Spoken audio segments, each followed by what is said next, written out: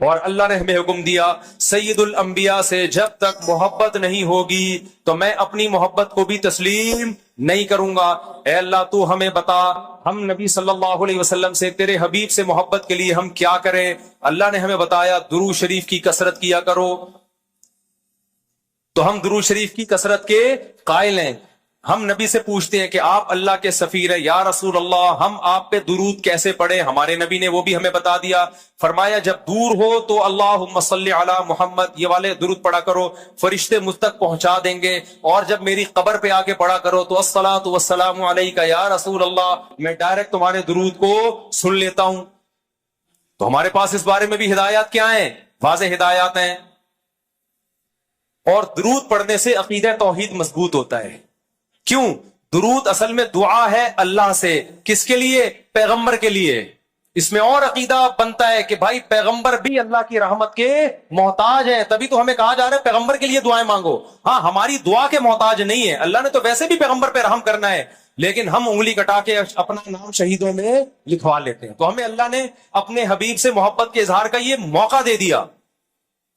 ہم جب پیغمبر سے پوچھتے ہیں یا رسول اللہ ہر عبادت کے لیے کوئی خاص وقت ہوتا ہے جس میں اس عبادت کی فضیلت بڑھ جاتی ہے، روزہ عام دنوں میں رکھو 3 روزوں کا ثواب، 10 روزوں کا ثواب، رمضان میں رکھو گے تو ثواب بڑھ جائے گا، تو یا رسول اللہ ہم آپ پہ جب درود پڑھے تو کوئی ایسا دن ہے، کوئی ایسا ٹائم ہے جس میں درود پڑھنے سے ہمیں ثواب زیادہ ملے گا؟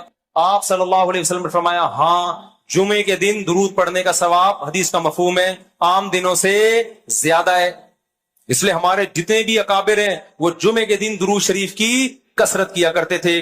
یا رسول اللہ آپ اللہ کے حبیب ہیں، اللہ نے قرآن میں حکم دیا ہے من یطیع الرسول فقد اطاع اللہ، جو پیغمبر کو فالو کرے گا، پیغمبر کی بات مانے گا، وہ ایسے ہی ہے جیسے اللہ کی۔ تو آپ ہمیں بتائیے درود شریف ہم نے بلند آواز سے پڑھنا ہے یا آہستہ آواز سے؟ ہمارے نبی نے ہمیں تلقین کی کیسے؟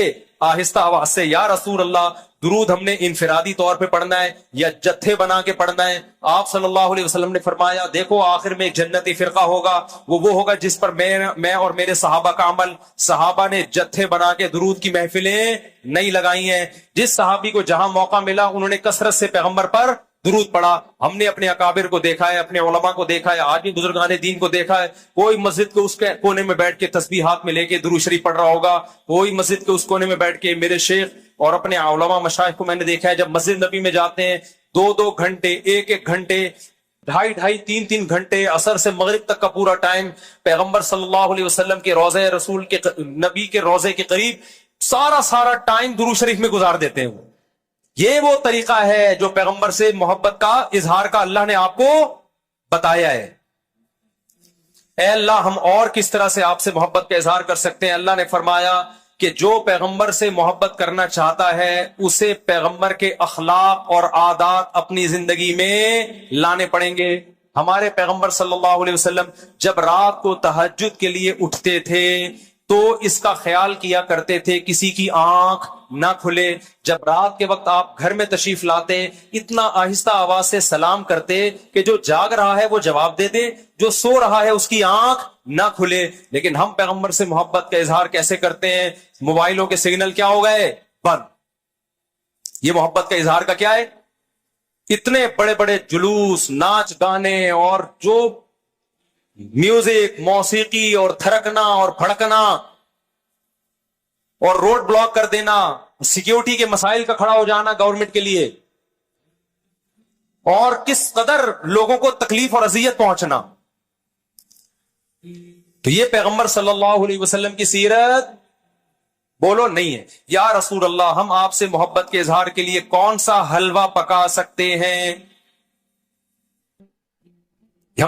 ہم نبی سے محبت، جب تک پیغمبر سے محبت نہ ہو ایمان قابل قبول نہیں ہے۔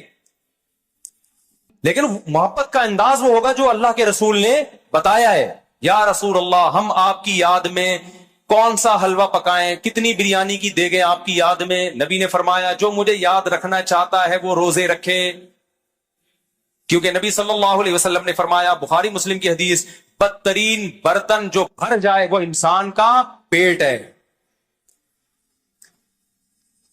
یا رسول اللہ ہم کتنا کھائیں آپ کی یاد میں؟ نبی نے فرمایا میری یاد میں مجھے خوش کرنا چاہتے ہو, اللہ کو خوش کرنا چاہتے ہو تو کھانا نہیں بلکہ کھانا چھوڑنا پڑے گا, ناغے کرنے پڑیں گے, روزے رکھنے پڑیں گے. آپ نے فرمایا بہترین روزہ داؤد علیہ السلام کا روزہ ہے, ایک دن روزہ ایک دن ناغا, ایک دن روزہ ایک دن ناغا. نہیں آئی بات میرا خیال ہے سمجھ میں. پیٹ بھرنے سے منع کیا, موٹاپے سے منع کیا. نبی صلی اللہ علیہ وسلم نے فرمایا, بخاری کی حدیث, سب سے بہترین امت میری, پھر اس کے بعد خیر القرون قرنی ثم الذین یلونہم ثم الذین یلونہم. پھر آپ نے فرمایا اس امت میں برائی آئے گی. وہ برائی کیا ہوگی؟ زیادہ کھانا, جس کی وجہ سے موٹاپا پھیل جائے گا. بخاری مسلم کی حدیث ہے. کھانے سے پتلا ہوتا ہے, موٹا ہوتا ہے. نبی فرما رہے میری امت میں جو سب سے پہلے برائی آئے گی جھوٹ اور موٹاپا. یہ بخاری کی حدیث ہے. ایک موٹاپا وہ ہوتا ہے جو نیچرلی ہوتا ہے, بہت سے اللہ والوں کو بھی ہم نے دیکھا ہے وہ بائی نیچر موٹے ہوتے ہیں, بھاری ہوتے ہیں, اس سے یہ کوئی گناہ نہیں ہے, وہ صحابہ کرام میں بھی تھے.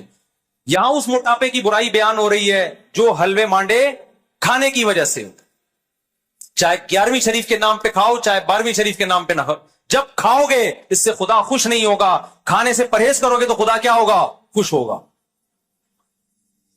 آپ کہتے ہو ہم کھلاتے ہیں, کھاتے بھی تو ہو,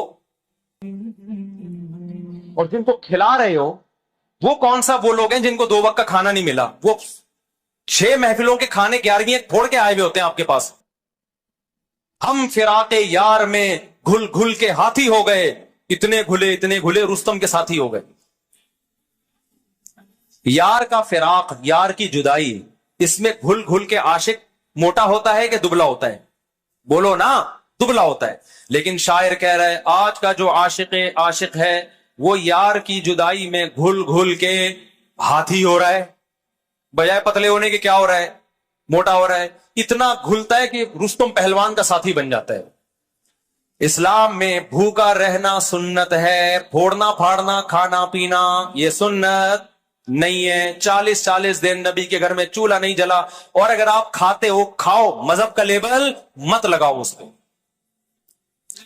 کھانے پر پابندی نہیں ہے, مذہب کا لیبل تو مت لگاؤ نا کہ یہ بہت ثواب کا. میں بھی جاتا ہوں نہاری کھاتا ہوں الحمدللہ, پھوڑتا ہوں, لیکن یہ نہیں کہتا سنت پہ عمل کر رہا ہوں میں, یہ نہیں کہتا میں. بھائی دل چاہ رہا تھا کھا لیا ہم نے, متزل لا لیا, جو سامنے آیا کھا لیا. سنت کا لیبل نہیں. سنت جب ہے جب روزہ رکھوں گا, جس دن نہیں کھاؤں گا یار آج فاقہ کرو, پھر بتاؤں گا ولاگ بناؤں گا, دیکھو آج میں فاقے سے ہوں, سنت ہے یہ.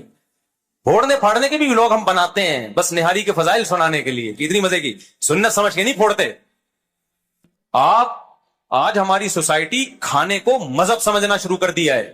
مذہب نہیں ہے کھانا, فاقے مذہب ہے.